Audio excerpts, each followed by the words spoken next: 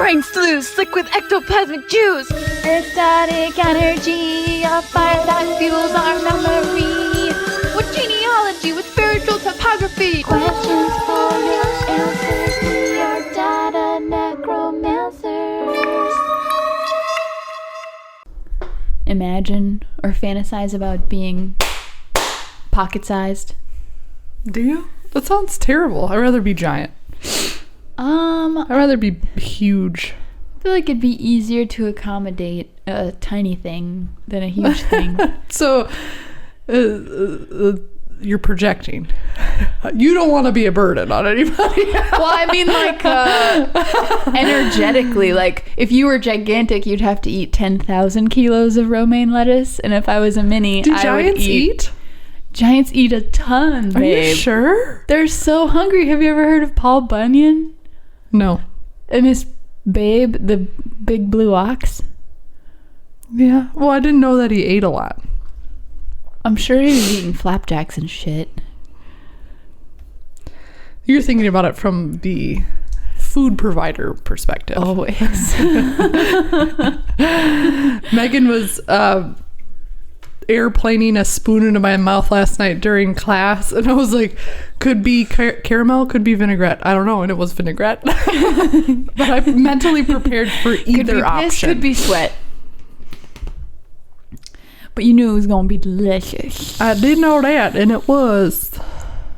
I love when Aaron just like grabs the bowl and starts making vinaigrette. It's like, whoa, okay, damn. I know. I always have to remind myself that he's not mad. Yeah. He's just in a panic. I constantly have to be like, it's not about you.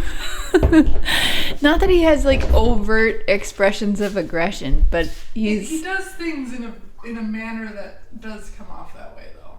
Yeah, he's got that old school like quickly kind of like get off of my way, chef running the kitchen vibe. Let us say a prayer of gratitude that we are alive and not being tortured and killed. How many times have we sat down to the MAWPOD and we have to like put what's really bothering us away for a little bit? Yeah.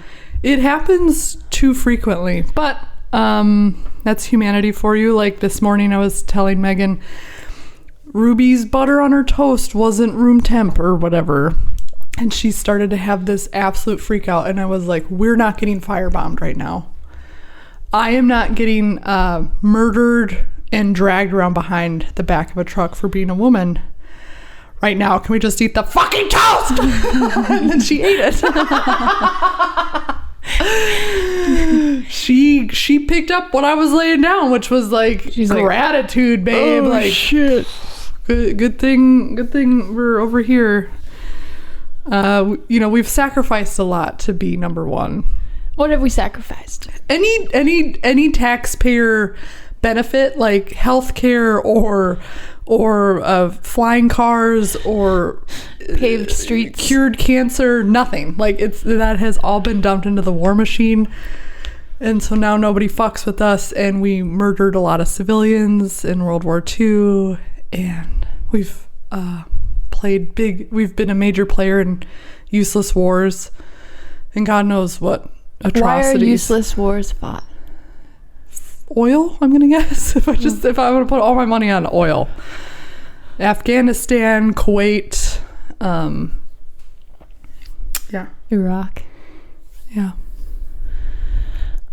Why do other people fight wars? Is it also resource based? Getting their dick sucked, right? I don't know. I don't know. I feel like, and this is gonna sound a little crazy, okay? Go for it. Because yesterday we had the pleasure, the privilege, the opportunity to alive. Work together during a pasta and bread class. And Aaron remembered all the sugar in each recipe of the focaccias, so they were all big and poofy and beautiful. Are you saying that because you haven't, or last time we did the pasta and bread class, he forgot it in one of the doughs, and it was funny to look at them side by side, like, yeah, you forgot the sugar in this one. You forgot to feed the yeast. That's right. We were together last night and you briefly mentioned that you wanted to talk about. We try not to like pre-talk about the things we want to talk about. We do try to keep it a little secret. But you mentioned something about the American identity and how it's like isolationism, separate, like we're sort of cut off from all of our cultural roots and things like that. And so my research this morning was focused on this kind of twisted perspective where I'm positing that our heritage and our identity has been ripped away or erased to the benefit of our physical bodies. Like all these people who have these deep religious and cultural affiliations across the world who are being oppressed, abused, murdered, tortured because of their religious, cultural, ethnic affiliation. The Kurds, the Roma, people, the Makonde, the Pemba in Kenya, the Rohingya in Myanmar, all these people have no place to call home. And they are made to be other because of their religious and cultural affiliations. And I'm not saying that, the war in Israel, the war in Ukraine, the war in Turkey and Syria, all of those places is warranted because these people have an identity. But I'm saying there's like, our identity was scrubbed out so that we could inherit capitalism, and that's sort of like, I can buy my identity. Whoever I want to be, I have the ability to be, as long as I have the ability to work and make money. Like, that is the spirit that we've been substituted for. Like, all of our cultural affiliations are very, very dilute and meaningless now because it's all about money. Yes. Let's start from the beginning because there's 89 things I wanted to say. Good. Good. Sunday was a holy day for me, and I didn't intend for it to be that way, but it was the end cap to 3 days of solo parenting while Lucas worked overnights. Ruby was super sick. So Sunday, there was a talk in Taylor, Texas, which is a old school town. Have you ever been to Taylor? Yes, that's where I did that script read. It's cool. Like it's freaky. It's very Westworld. Were you at that high school or whatever? No, we were at like a music parlor. There's like an old high school they converted into like a mall kind of. Oh, cool. And there was the auditorium in there is where we did the script read for that. I think it was called Wine, A Case of Wine or something. But there was a talk by Alexis, who is a bruja. He kept referring to it as bruja, so I don't know if there is brujo or bruja, or if everybody is bruja or practices Latin folk magic. And he's such a cool dude. He worked at Half Price Books for like 1 million years, so you're like, oh, like and he owns a shop. I've mentioned him before. So he was just doing an open talk, which was really cool. And Lucas really wanted to go because it's so hard to find somebody in culture who knows, right? A teacher. Yeah. And so he's going over how he's going over American cafeteria cultism. How people they like this Hindu deity, so they put this on. Oh, I like this, which I am 100%.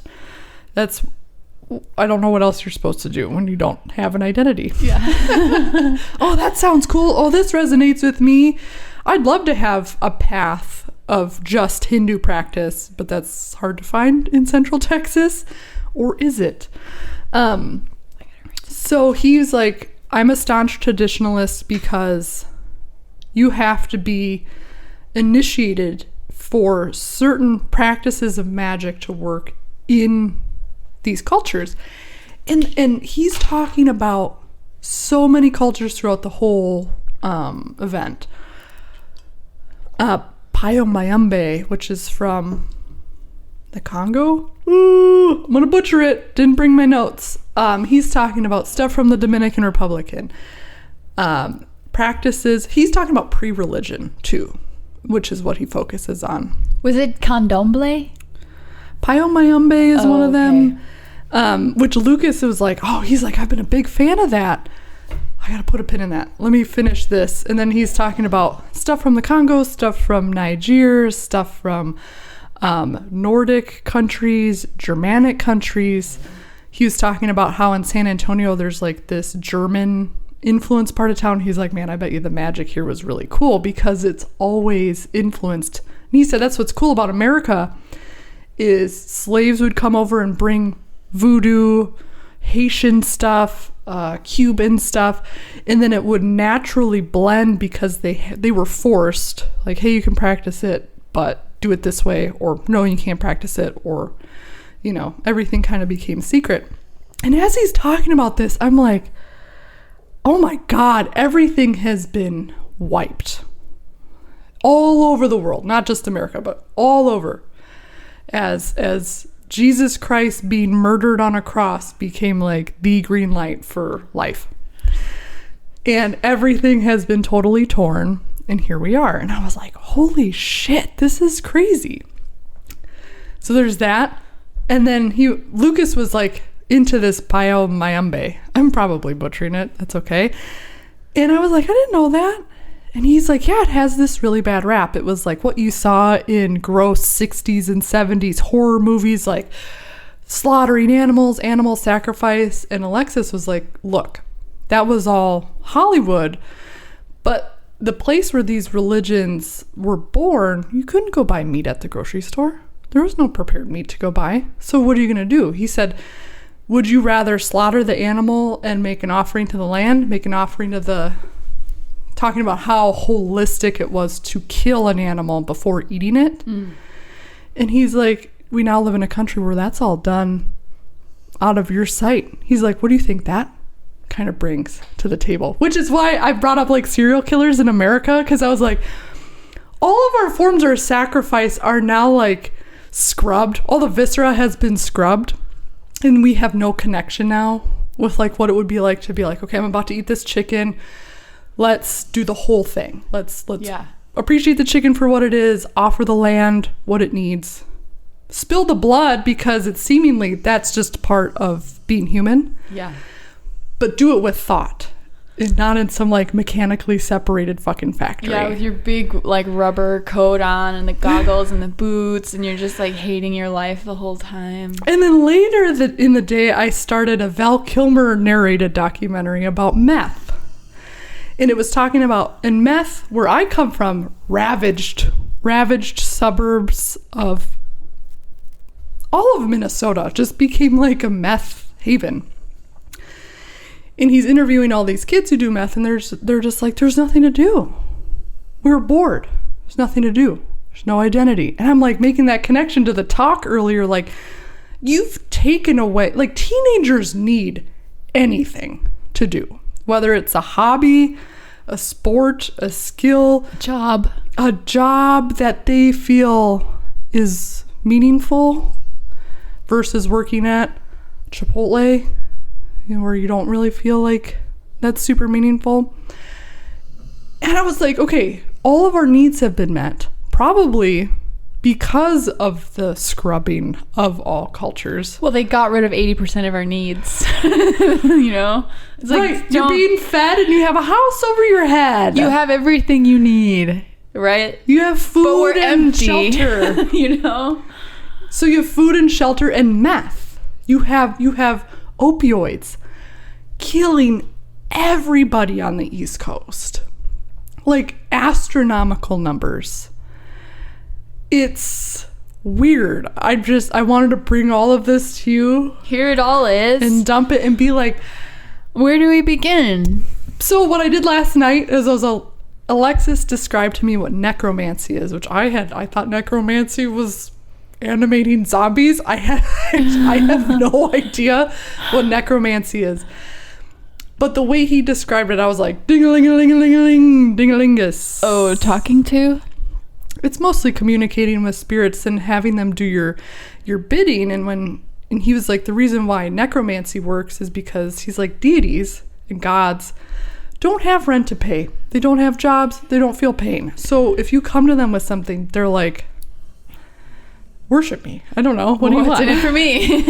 And I remember him saying that when he came here to investigate my house for a podcast episode, was like, be careful putting up deities because they don't really get it. But if you bring in your ancestors or your family members, they get it and they care because they've lived the human life. So he's like, they're more prone to listen. So he sells human bones, and he's like, you know, you have to put the intent in. You have to do the work. You have to do the ceremony. Where does he get the bones? I don't know. I didn't want to ask. I'm sure he sells them, and he's a super awesome guy, super sweet. I'm sure there's a way to get bones.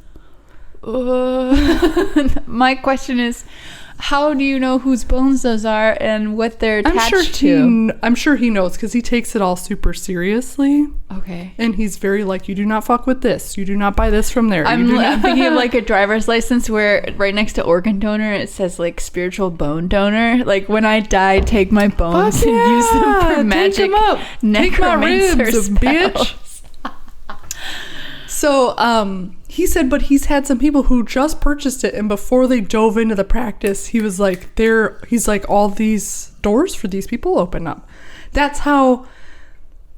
And when I went to a birthday party recently, and my tattoo artist was the dad of the little girl whose birthday was, he has human bones on his altar, and I couldn't like sit next to the altar. I was like, oh, this is really loud, you know, but clearly he's using necromancy, communication with spirits and stuff. So I signed up for one of his classes, and you can be an apprentice, which I don't want to do quite yet because I don't feel like I'm there. But I was really excited to be like, oh, a path. Like, and this is Latin focused, but not that I ever would have thought in a million years that I would ever be interested in Latin magic. But I've hallucinated Mayan and Aztec deities more than once. Mm-hmm. And I don't know if maybe it's just because I've been there.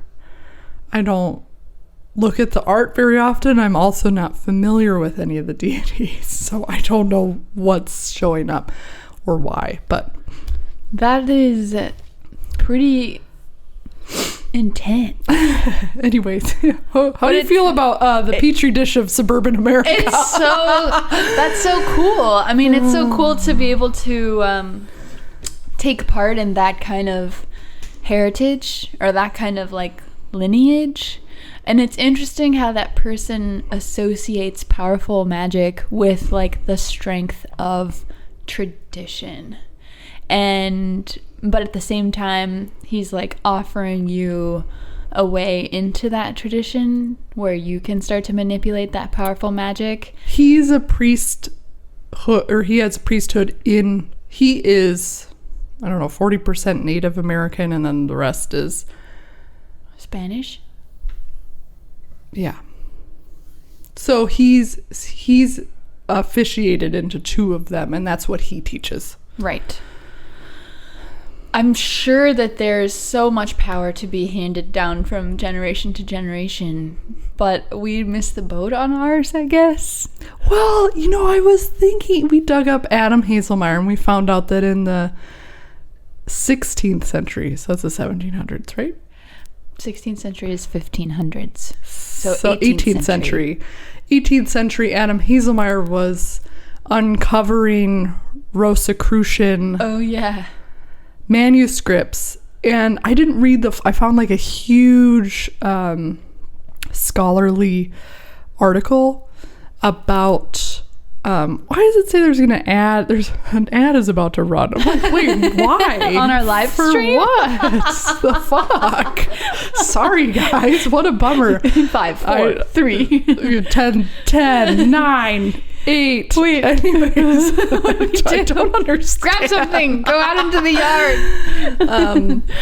But he unearthed, I was like, oh shit. So he was onto some shit, and it sounded like he was trying to convince the King of Austria, like, dude, you got to look at these truth that's anti-Catholic or whatever. Yeah, of course. And then the king, Knights Templar, the king right? was like, no, this is how where my butter's breaded. Yes, and this is how we control the masses. So I'm like, oh, well, it makes sense that he's in the bloodline. But yeah, what about my mom's side? What about your shit? How far back, before so we've sort of identified Christianity and the United States government as like these two incredibly infectious but also sort of like harmful influences on the way life has sort of taken root and developed in our world. Yes, I feel like we were prepped with organized religion for politicians to like come in and say, no, listen to me now. I was elected by you, the people, and I took a break from riding around on my yacht to come and talk to you. I got a rim job from the Pfizer executive last night, and it was the rimmiest of jobs. It was the greatest feeling ever. And what do you need? Get out of here. That can wait. Fuck a duck, brother. Where to go from there? Do you feel empty? And do you feel like the practices that you're involving in your life now are filling that void that you noticed when you became self-aware? Yes. Even just sitting talking to the women on Sunday in the metaphysical group, I'm like, yeah, this is great. Community. Well, and I've brought this up many times. Like, there's been a lot of moms that I talk to who are chaotic vortexes, defensive communication. They're critical of my parenting. And all I hear all day long is that your husband isn't supporting you the way that you need to. Or you're not getting your needs met and you're taking it out on me. They're projecting their own shit onto you. Which I've had to bring up in therapy. I was like, okay, motorcycles, interests marginalized. Nobody wants to hear about that. Not interesting to anybody. Okay. Strong, confident mother also seemed to be so my therapist was like, you might be bringing this out in people because of just your essence. And I was like okay. A jealousy kind of component? I think it's just like a natural defense. I don't know what it is. She had a whole thing about it. Like your powerful identity makes other people call into question their own? She said there's something about you that brings that out in people. And I was like, yes. I don't know why. So to be in a metaphysical spiritual group where everybody is just like has their shit together in their own. They're solid. They've got. Sorry. I don't understand if he eats his own shit to make his fart smell so bad. I'm convinced that he's just out there eating his own Please go on. turds. Sorry about the ads. I'll figure that out. I gotta turn that shit up. Yeah. I don't know where they come. Anyways. What is it an ad for? Dude, I had to do doodle on a motorcycle stuff this morning early, and I was like looking at the TikTok algorithm, and I was like, it was like, do you want to split this? And I was like, why would I split the video? Why would I do that? And they're like, do you want a duet? And I was like, you want to sing with it? I like wrote to doodle this morning. I was like, I am here to unearth my geriatric like TikTokness because you have clearly bestowed this upon me, but I'm sorry, it might take a while. She's like, it's fine. We'll do it together. Did she call you a boomer or a millennial? Yeah, I'm a fucking boomer at this point. I'm like, I don't get it, man. We all want to toss that job off to someone else. Like, can I just dance and be me and not yes. And then you do the throwing of that's all I want to do. the ashes. But it does feel like good work to force myself to do the stuff I don't like. It's tough. And I sat here, I got it done. I'm pretty sure I didn't just post 9 videos to your YouTube account. I think.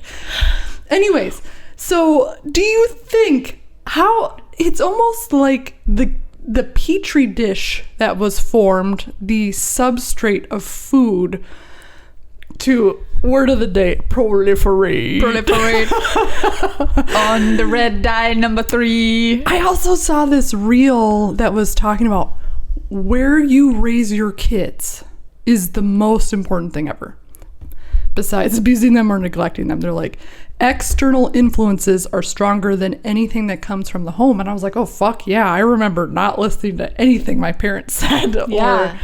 Totally shaped by your environment. The Simpsons, or what are the kids at school Whatever's saying? happening on TV, whatever the mean girls at school are saying, like, that's pretty much what dictated my behavior. And I remember certain suburbs just being rife. Is that a word? Yes. With drugs and drug abuse, especially in the Midwest, where there was nothing to do, unless the only people I think that escaped that were people who had strong father figures who were like, we're gonna go snowmobiling.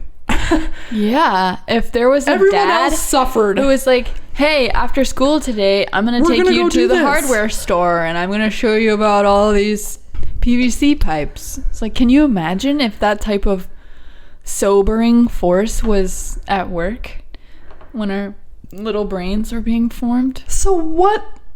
I'm just like, I keep picturing the petri dish, Catholicism rubbing its butthole on the rug of all cultures and wiping it out and getting it to the point where you get factions of what? Protestant, Baptism, Lutheran. It's just like, oh. Yeah. Well, the main split is Protestantism from Catholicism. And then from that split, everybody is just like, no, we're evangelical Baptists. No, we're snake handlers. No, we're whatever. Everything. There's so many different variations on that. And scientific materialism piggybacked off of that and said, well, nothing exists. Only the third dimension. Even though modern quantum physics struggles, they're like, no, there are higher planes than what we perceive. But yet still scientific materialism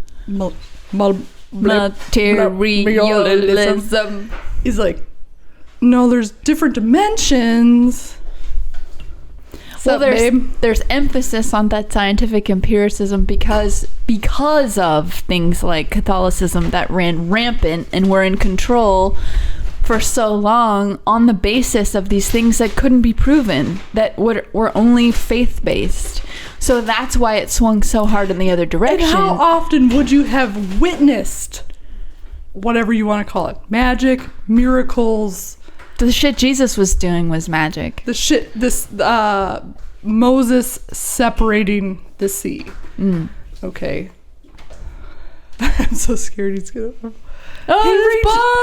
his camel butt reaching for a probiotic fucking... Oh, God! Brother! You got it. Snacks acquired. Nice. Rock and roll. All this...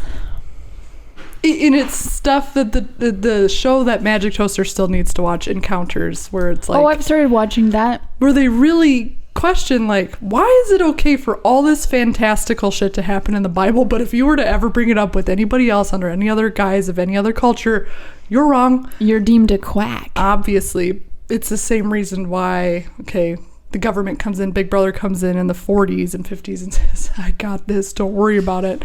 You just need to watch your TV, okay? Watch TV. Dangle a Salisbury steak eat TV canned dinner. meat. Here, look, this has gravy. You just have to activate it. What were we talking about? Porn last night? We were talking about... Well, we were talking about how it's like everybody's just dying, addicted to something, or jerking it because we don't have spiritual. There's no fucking meaning in our lives. Nothing means anything. We have to construct the meaning, and if all you're being fed is fucking pornography, you have to dive into that to find meaning. Like, that's... We were talking about NoFap, and Whitney doesn't believe that there are actually people who don't masturbate because they don't want to sort of drain their life essence. I didn't do any NoFap research. I don't have anything prepared. You don't want to. We can pawn that off on somebody else. I've always seen it as a meme and like people making fun of no-fap people. So I don't know if the only thing that actually exists is the people who make fun of no-fappers, or if the no-fappers actually exist. Did you know... This is a hard turn into another direction, but it's all kind of connected. Everything's connected. Red dye number 3. California is moving to ban that and several other sort of commonly found substances in like candy and chocolate. They're moving to eradicate them from all foods that are being sold in California by the year 2027. It's funny that it takes that long. But the funnier thing is that they're already banned in the EU, and they have been banned over there forever. Companies have formulas of their candies and chocolates that they can sell in the European Union, but don't. But it's the reason why Japan gets. They use a different recipe for the ones in the United States that has all this shit in it. Why does Kit Kat sell 700 flavors of Kit Kat in Japan but not in America? Like, well, or it's the same when you go down to any other country. I've been to Mexico a million times, so it's like, oh man, they got this. They got Bruce Willis caramel vodka. There's so many things down there that they don't even bother. And yet it stirs the pot so much in America, and it's like, well, but these, come on, why? Fuck! You've been brainwashed to think that the private sector is gonna just give you its glorious tit and feed you the best milk, when in actuality, like, the owner of a peanut company in the late 90s murdered children knowingly because he didn't want to pay the rat guy, and it's just like, come on, we're always stepping on our own fucking squishy dick. It's so annoying. It's so annoying. Yeah, it's because the ultimate goal is to make the most money. It's not to take care of the most people. No, and that's where it's like, that's just as sinister as the government stealing your funds for their own purposes. You know, before they're going to shut down every government job before they shut down their own salary. You know, it's like, the issue is that we exist, is what I'm here to tell you. The issue is that we are conscious beings who were clearly a science project gone horribly wrong. Is that clear? I think so. You think it was an extraterrestrial science experiment? I think there's that which book of the Bible is it where I was talking about how the Ezekiel, the angels came down and were like, yo, look at that human puss. And then they made titans, and I was like, that makes the giants, and that's why they had to do the flood. I was like, that kind of makes sense, because whatever, the tits are actually the tree of life. Like, they're the most perfect design, and everybody wants so an alien comes down, it just fucks it all up. That's us, though. We're two people of a large contingent of people who think tits are the tits, but there's so many people who don't think tits are the tits. Raise your hand. Raise your hand out there. Anybody? I see ya. Wait, I don't see any hands. I mean, okay, balls are also two lumps next to each other. Balls contain semen. Dick is just a clitoris exposed to. Sorry if there's kids listening, God. But also it's just body parts. A dick is clitoris exposed to testosterone. Names for these body parts that we all possess. I don't know. I'm just mad. I'm mad. Although I'm happy to have motorcycles and cars and food in my life, and I can go buy cow meat without having to, like, do all the dirty work. That's been nice. But man, there's always like, the other side. There's always the other side of that convenience duality. We've been afforded. Yeah. And then it's like, oh, but, you know, we have this huge problem with school shootings and this huge problem with, you know, opioid and abuse. And is that a result of our culturelessness, as we're positing? Or is that a result of living on stolen land, eradicating numerous cultural groups just to make space for our It just feels like such asses. A natural action of a pendulum swing, right? It's like, You get your weapons, you go to the faraway place, you decimate the thing that doesn't make sense to you. It's conquest. It's just conquest. And then, so now it feels like the pendulum's swinging away from that and being like, sick. Our teenagers are dying. There's so many wars being fought around the world. And over these sort of conflicts that are older than us and sort of based in that state identity or that sort of cultural identity, you know, all the refugees around the world. Like, so many people are moving into Egypt from Gaza, I'm sure. and I mean, yeah. What do you think they should do about that? This land that has been fought over since the 7th century. Just gut it? Everybody gets a handful of land, sand. Here you go. Well, I mean, it would be, I think best case scenario would be some totally independent arbiter of justice would descend from the sky and say, look, I don't have a stake on either side, so I'm gonna put a fucking impenetrable dome around Full Metal this says place. Wildlife preserver. I'm like, yeah, throw as many fucking tiger sharks, giraffes, elephants, and fence it off and be like, okay, no one gets it. You may access this spiritually. If For you can actually $20. project, you can go in, but otherwise you're not physically allowed. Because it's too holy and it's caused so much I feel like they would still strife. fight over it. Yeah. And the statelessness of Palestinians and every, different groups around the world, what is the solution to that? I think the solution is to expand the concept of citizenship, where you don't have to belong to a particular state, but you can sort of be like a citizen of the world. And there's like different embassies around the world that I guess are like the enforcers of those types of groups. Go like this and it'll come out. Okay, it's gone.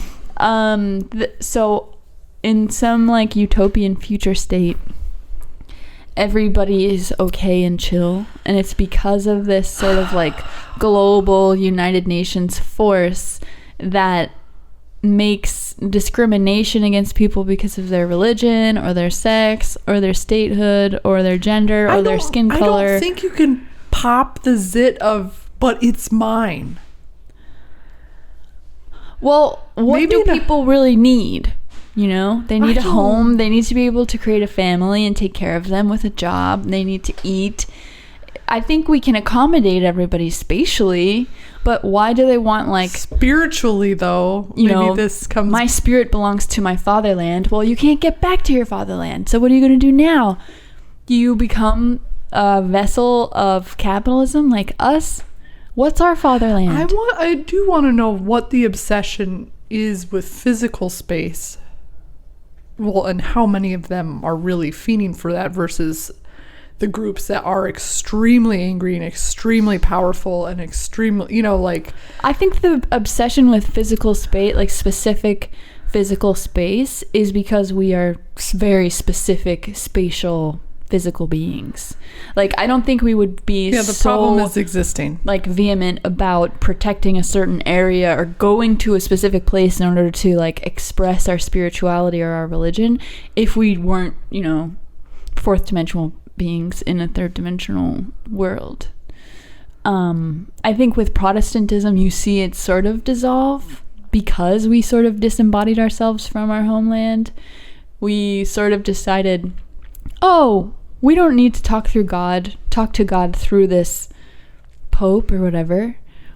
Our spirits are the ones at work. Like, we place more emphasis on the non-physical. Yeah, that's sort of the power through belief and faith.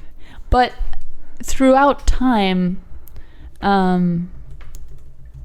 physical places, of course, where Jesus was crucified, where he was born, where he made a pilgrimage, Muhammad's pilgrimage and his life and times, those are always going to have like more religious fervor for everybody because of our condition, our human condition.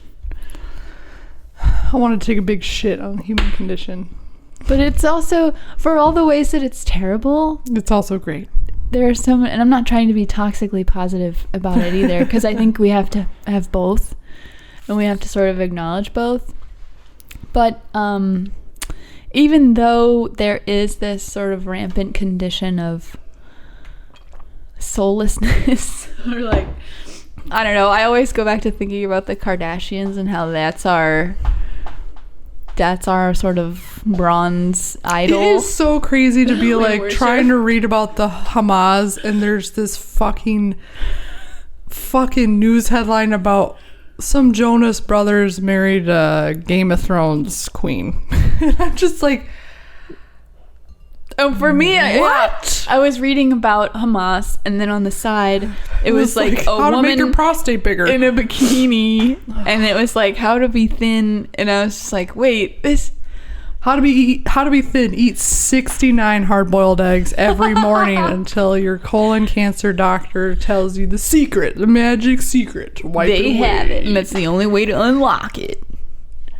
I don't know what to do. I mean, the podcast is part of it. I was like ill. I saw some faces of death shit that I really didn't need in my pregnant mind because it's already really fucked up there right now. So yeah, it's terrifying what is possible, but it's even more terrifying what has actually happened. Like, the truth is worse than fiction.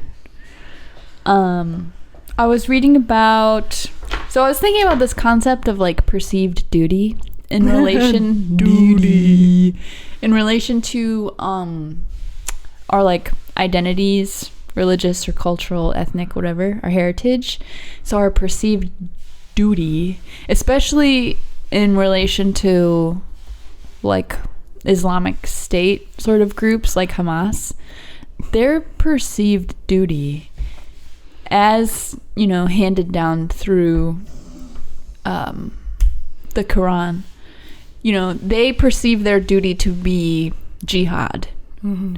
And I need to get that book back from the library so I can finish it, because I renewed it 3 times and then they demanded it back, so I haven't actually finished it. Good to know you only get 3 times before they're like, bye. Well, it's good, I guess, because somebody else wanted to read it. But in the shadow of the sword, the whole story of Islam was based on war and spreading the doctrine through war.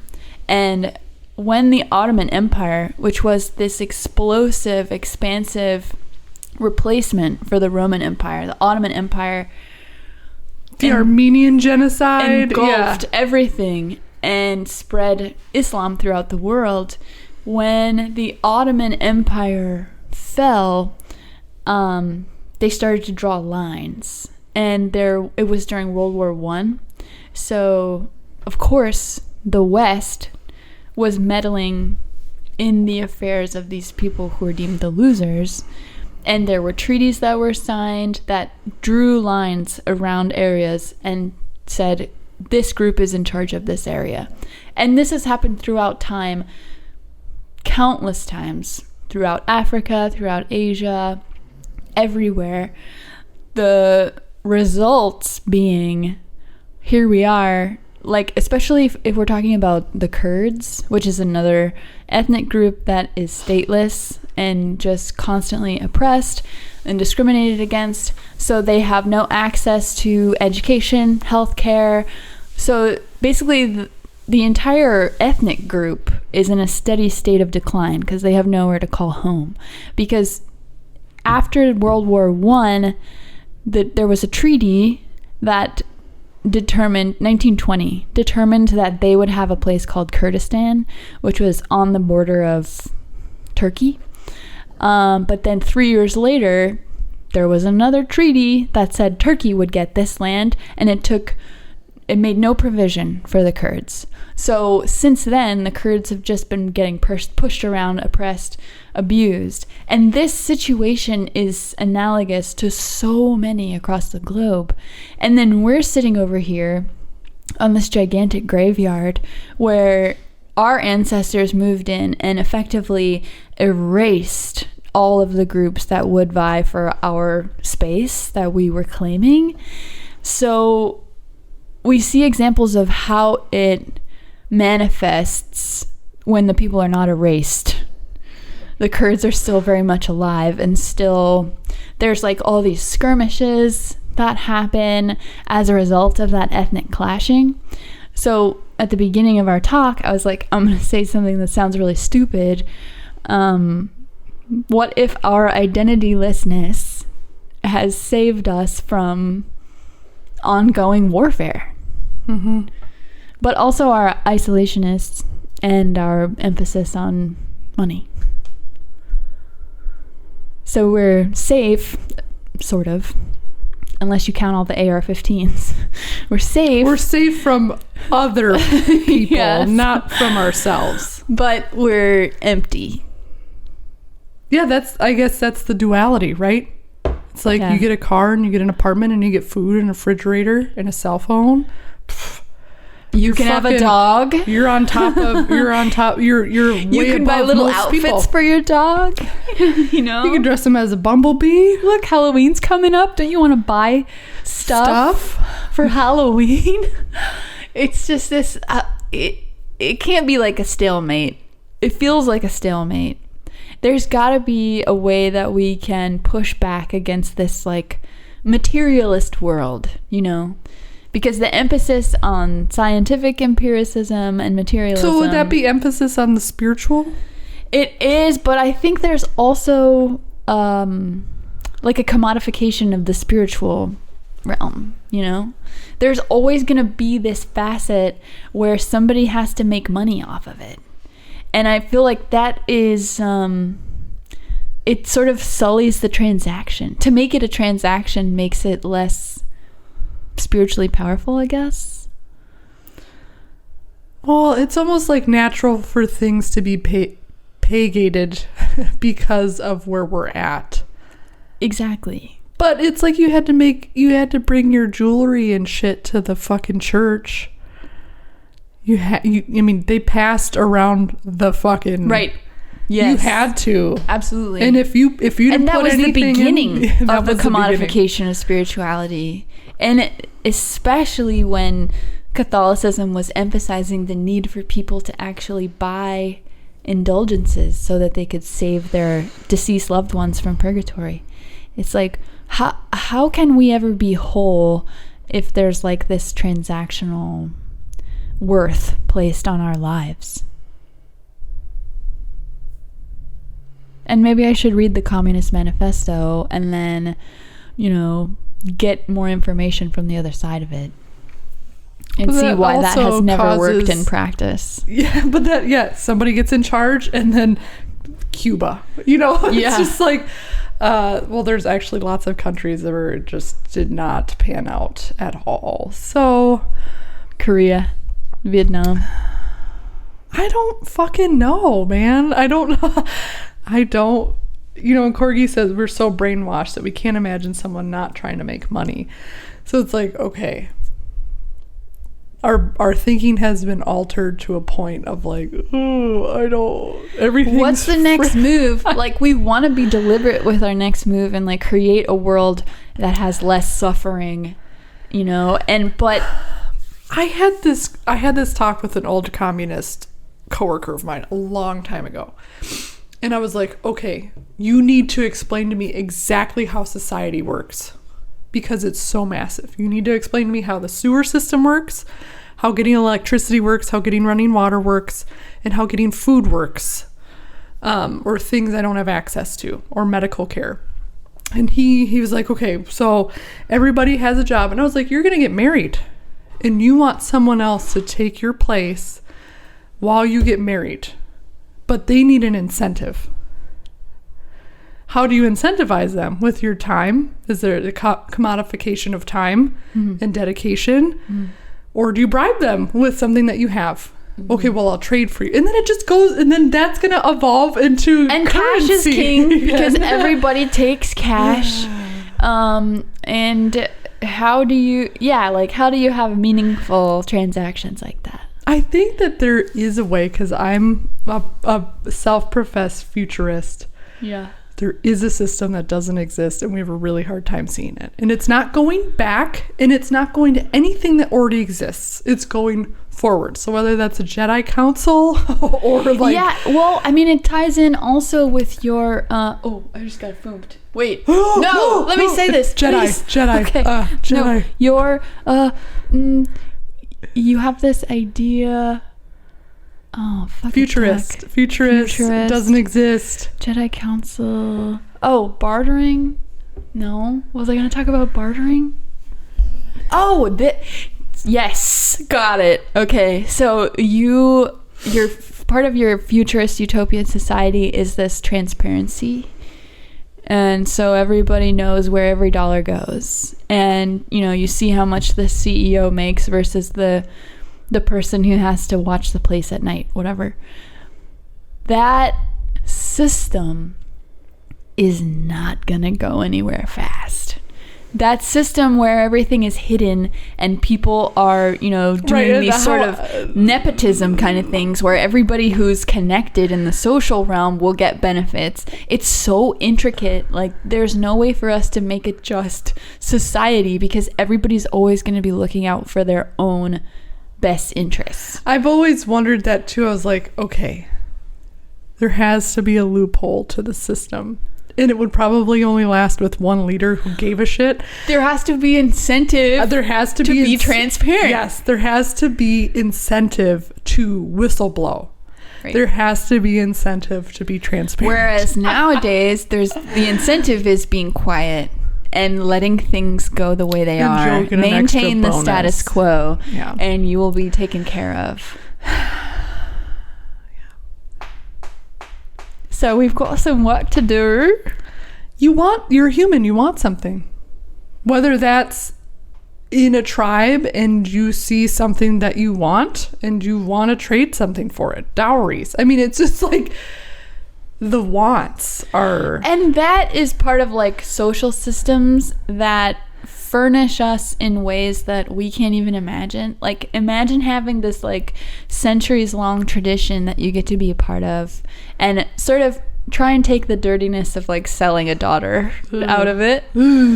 What if, there's this guy that you have a crush on and the families have been talking and it's like gonna come true and it's like this fairy tale. That's like 1 out of 99 scenarios, I'm sure, where it's happened. Yeah, it's mostly 12-year-old girl to 80-year-old man.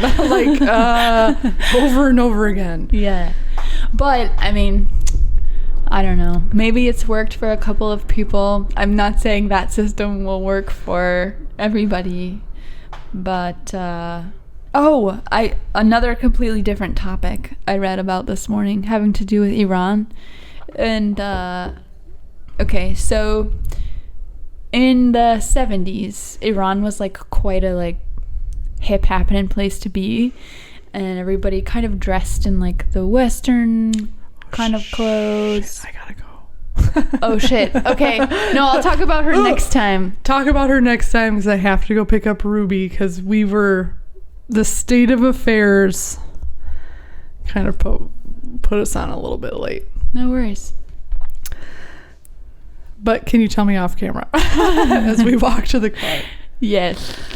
I feel better. I feel a little bit better. I feel less pressurized. Good.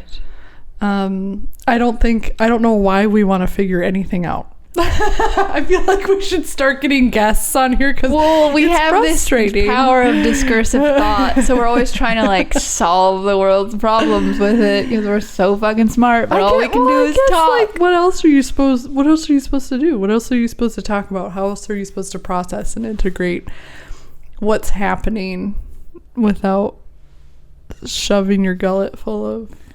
I don't know. I think maybe some people just like drink a beer on Friday night and chat at the bar and then they go back to work on Monday. But that ain't me, brother. That ain't me either. I can't do that. Thanks for joining us. I gotta scurry. Gotta get Ruby. Gotta go grab a Ruby. Bye, guys. Bye.